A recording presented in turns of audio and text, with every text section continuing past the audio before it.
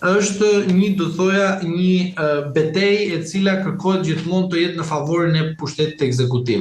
Dhe kjo gjë që po ndodh me gjykatën kushtetuese dhe me presidentin është një mesazh për lavazhierët e SPAK-ut dhe reformës në drejtësi që dështoi me vrasjen e gjyqtarit Kalaja, nuk kupton qartësi kjo gjë që kryeministri i vendit dëshiron në bashkëpunim me presidentin që ka të vetin, pra nuk është një president i pavarur, të marri zonjës Betja, të marri mandatin e antarës së gjykatës kushtetuese. Por pikërisht për këtë, ligjvënësi asaj kohe është shprehur qartëzi që mandati i zonjës Betja mbaron në 2028. Pse mbaron në 2028? Dhe ku është sekreti? Mos gabojmë, para rastit të zonjës Betja, ishte rasti zotit Muçi, mos gabojmë. Ish prokuror i cili u emëruar, po sa po u emërua, në një moment filloi dhe vetingu ndaj tij dhe me një vendim të vetingut ai u shkarkua. Dhe personi që zëvendësoi në radhë zotin Muçi vjen zonja Betja. Që do të thotë, kushtetuta e përcakton shumë qartë që personi që zëvendëson gjyqtarin që ikën mandatin në 2020-ën, ose ka ardhur mos gaboj në rastin se kemi të bëjmë një interpretim në aspektin gjithmonë të 2020-s, 2017-s, se këtu do luhet të gjithë loja, është 2017 dhe 2020-a, dhe kush plotëson këto 2 vite, pra do të thotë që ose njërin ose tjetrën, mandati i tij do të mbarojë në 2028-ën. Dhe këtu bëhet e gjithë kjo loja e famshme e mandatit të zonjës në fjalë. Që do të thotë, zonja në fjalë, zonja Sonila Betja, mund të ushtrojë detyrën e saj deri në vitin 2028. Kjo është taksative në nenin 179 të kushtetutës. Por çfarë do të bëj presidenti dhe kryeministri i vendit? Prandaj zoti Rama përdor si vegël zotin Begaj. Për shkak se këtu ka një paqartësi në aspektin e të lexuarit për dhe të interpretuarit dhe edhe ka mundësi interpretimi viti 2017 me vitin 2020 dhe me vitin 2025. E gjithë kjo loja luhet pikërisht këtu.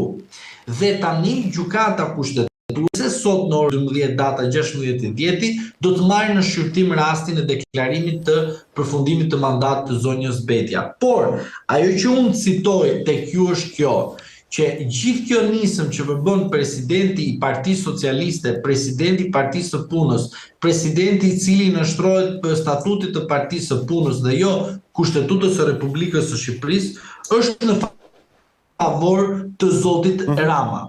Do ju sjell një rast konkret ju që të kuptojmë një rast tjetër. E mbani mend ju se si u emërua zonja Arta Marku. Zonja Marku u emërua si kryeprokurore e përgjithshme në 2017 në parlament me 69 vota.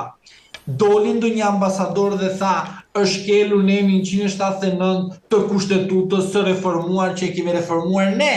Zero. Me gjuf, që do të thotë që asnjëri prej tyre ambasador, biznesmen, ambasador të cilët kanë shitur veten e tyre dhe janë bler nga pushteti. Tani a është pushtet ekonomik, politik, juridik, këtë është diçka tjetër, duhet ta jetoj një prokurori e paanshme pavarur, por SPAK-u. Dhe çfarë ndodhi? Në nenin 179 paragrafi 13 përcakton që prokurori i përgjithshëm i pari që emërohet pas reformës në drejtësi duhet të ketë 2/3 të antarëve të kuvendit, 94 deputet. Dëgjuat ju që zonja Marku kishte 94, 69 deputet. Reagoi ndonjë ambasador? Jo.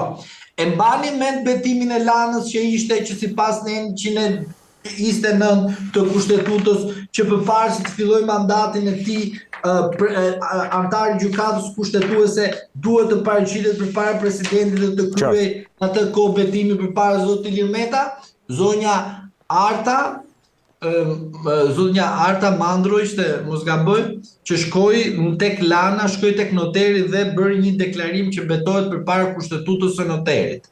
kjo ndodhi në atë kohë. Pra, u vu në lojë gjykata kushtetuese, u vu në lojë presidenti, u vendos në gjithë atë që unë them tek ju gjithmonë, degenerimi i institucioneve kushtetuese në sy të publikut, dhe kjo ishte pikërisht çfarë? Goditja e kushtetutës, goditja e institucioneve kushtetuese, duke u keq interpretuar nga funksionar të Partisë Socialiste që përfaqësojnë pushtetin ekzekutiv, por edhe nga ambasador të famshëm, që do të thotë goditja e kushtetutës ka ardhur me qëllim që të bëhet kjo që është në shërbim të partisë në pushtet, që zoti Begaj të përdoret nga zoti Rama duke kërkuar mbarimin e mandatit të zonjës Begaj që mbaron në 2028. Për të vazhduar me zotin Begaj, po për të rikthyer tani tek kërkesa e opozitës për shkarkimin e tij, ti the pak më herët që ai nuk është përgjegjës për veprimet e veta juridike, kështu po e interpretoj unë, po më korrigjo sepse unë nuk jam profesionist i ligjit. Dhe megjithatë, Partia Demokratike e ka nisur kërkesën për shkarkimin e tij me 7 argumenta, duke futur këtu edhe dekretimin e diellës si po themi argumenti më sensacional, po argumenti i parë lidhet patjetër me zotin Veliaj, me kërkesën e zotit Veliaj në gjykatën kushtetuese, ku presidenti i Republikës dekretoi pastaj zgjedhjet në vend se të priste përgjigjen e gjykatës kushtetuese. Si e shef pra këtë kërkesë të opozitës? Atëre, në aspektin ligjor, presidenti i Republikës ka përgjegjësi penale në rast se kryen një vepër penale të rëndë, por në gjatë kryes së detyrës së tij, presidenti i Republikës ka imunitet dhe ai imunitet është interpretueshëm që të shpall fajsinë apo pafajsinë e presidentit gjithmonë kur shkarkimi i tij miratohet nga kuvendi dhe në fund fare gjykata kushtetuese është ajo e cila vendos po apo jo shkarkimin të presidentit. Pra, është momenti faktik që mbaron apo jo imuniteti i tij presidencial.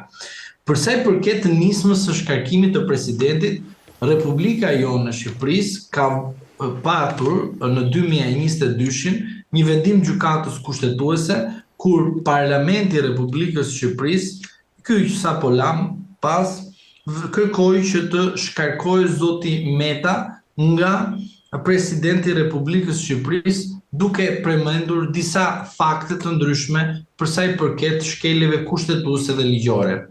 Gjykata kushtetuese nuk e pranoi këtë kërkesë të Kuvendit të Shqipërisë dhe duke qenë se nuk e pranoi, bëri një analizë shumë të mirë për sa i përket shkarkimeve, pse nuk duhet të merret në konsiderat nga ana e gjykatës kushtetuese shkarkimi një presidenti i cili nuk kryen shkelje të rënda kushtetuese. Që mos të bëjmë një analizë të gjatë, po thjesht themi atë që themi gjithmonë të qytetarët, është ajo që i intereson atyre, është pse Partia Demokratike përdor këtë instrument. Ky është i vetmi instrument në Republikën e Shqipërisë që në një moment që don zoti Rama të degenerojë institucionet kushtetuese, kërkon që të lodhi njerëzit. Pse kërkon të lodhi njerëzit? Sepse Rama po lodh njerëzit duke e bërë atë masakrën në parlament duke mos llogaritur opozitën. 1. Mos i dhënë drejtën e fjalës flasën. 2. Zoti Rama godet gjykatat me radhë dhe pat faktin konkret që u vra gjyqtari. E arriti qëllimin. 3. Rasti i gjykatës kushtetuese po njësoj.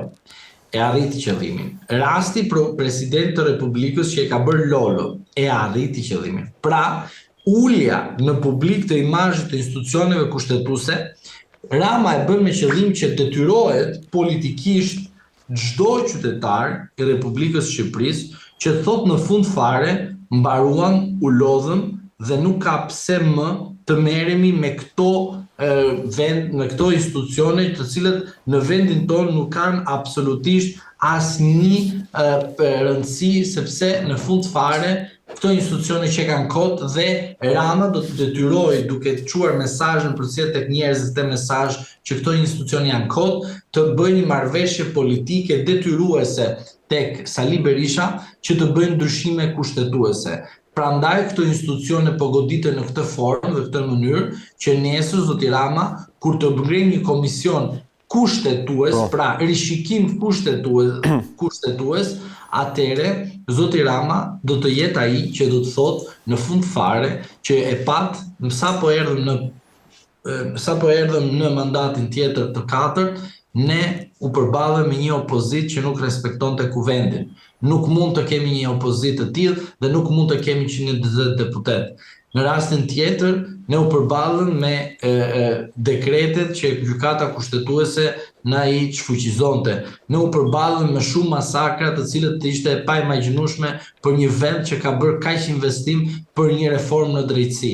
Dhe duke qenë në këto kushte, në fund fare zoti Rama do të përdorë këto mekanizma në bashkëpunim, do të thotë, edhe në bashkërëndim në disa aspekte, edhe në rastin e kërkesës që ka bërë Partia Demokratike, që të bëhet shkarkimi i zotit të Begaj. Por, mos harrojmë 3 pika kryesore, po kërkesa mund të arrihet, po iniciativa edhe në fund fare në një negociat të fortë të bëhet ky komision, por në fund fare 94 vota nuk i ka më Partia Demokratike, ka vetëm Partia Socialiste, pra në rast se bien dakord të 2 partitë kryesore, në çdo moment politikisht, po jo juridikisht, zoti Begaj largohet nga detyra e tij, por gjykata kushtetuese do të marrë shkarkimin për ta shqyrtuar në themel a është i drejtë apo i padrejtë. Prandaj, kjo është një rrugë e gjatë, e cila për mendimin tim ka vetëm një qëllim dhe mbajeni mend që do të ndodhi. Pra, e gjithë kjo lojë që po luhet bëhet me qëllim që Partia Demokratike, Partia Socialiste të bëhen modelet amerikane, që do të thotë duan të bashkëpunojnë, të ndryshojnë kushtetutën dhe të bëjnë atë që bëhet në Amerikë. Parti Republikane, Parti Demokratike Amerikane. Pra do të thotë Partia Socialiste e Shqipërisë dhe Partia Demokratike e Shqipërisë. Dhe kjo nuk i shërben pluralizmit politik, po i shërben vetëm 2 partive kryesore në vend. Do të flasim tani së bashku avokate edhe pak për raportimin e kreut të prokurorisë posaçme mes të tjerësh. Dien Pardia në komisionin e çështjeve ligjore në Kuvend, ishte një raportim shumë i gjatë, besoj ti mund të kesh ndjekur një pjesë ose pjesën më të madhe, nuk e di, ose me deklarata të zotit Dumani. Ai ka thënë shumë gjëra në atë raportim, po në shumë pak gjëra mund të kapemi tani, sepse do duhet bëni një emision më vete për këtë gjë. Ai ka thënë që nuk i bindet asnjë partie politike, pra nuk merr urdhra nga asnjë parti politike, por është organ i pavarur që vepron në bazë të ligjit. Po nga ana tjetër ka ngritur edhe shqetësimin që në vitin 2028 të 11 prokurorët e SPAK-ut u mbaron mandati dhe institucioni shumë i rëndësishëm që heton korrupsionin e nivelit të lartë dhe krimin e organizuar do të ngelet pa funksionarët e tij. Nuk e di për këto 2 çështje, sepse e para është politike dhe e dyta është, po themi, teknike në kuptimin e organizimit të vetë kësaj strukture të rëndësishme. Çfarë mendon ti? Sipas Kushtetutës së Republikës Popullore Socialiste të Shqipërisë në 1976, thash se mos e kishe për këtë të sotmen. Po, zoti Dumani e nisi qëndrimin e tij në komisionin e ligjeve të Partisë Punës së 2025-s.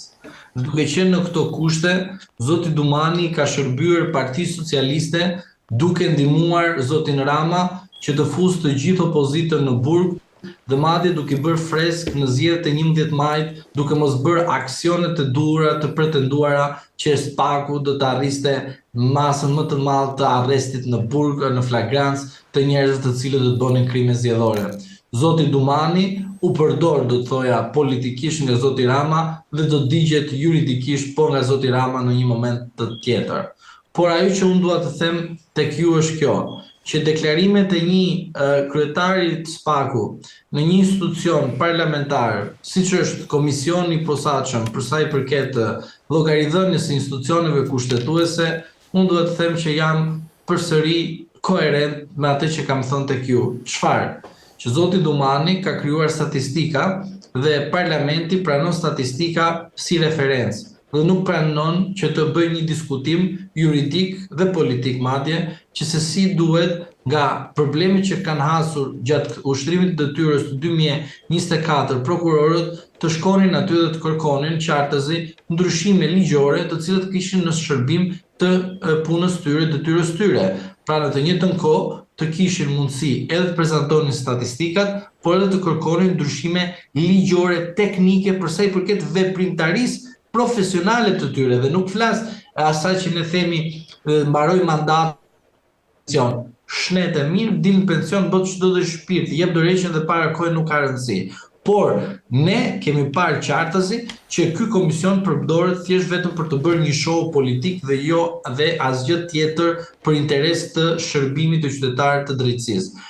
Por ajo që unë pash është që zoti Dumani ishte pak në siklet. Pse në siklet? Përmendi rastin me Goni Gallethaja, një qytetar që e dëgjova dhe kam parë si lajm, po, Ngeli nuk tha emrin e Ramës, një kjo, nuk e di a e pata e kuptuat, po ishte fakt konkret. Unë e dëgjova dhe të vura 20 herë ta kuptoja që ai që ka qytetar këtij vendit, pra e pranoi. Rasti tjetër ishte që pranoi që po, arrestimi i zotit Meta ishte në kushte të jo të dëshiruar të një shteti së drejtës, por nuk tha kush është fajtori, sepse përsëri nuk donte të thoshte emrin e Ramës që ka ministrinë e brendshëm.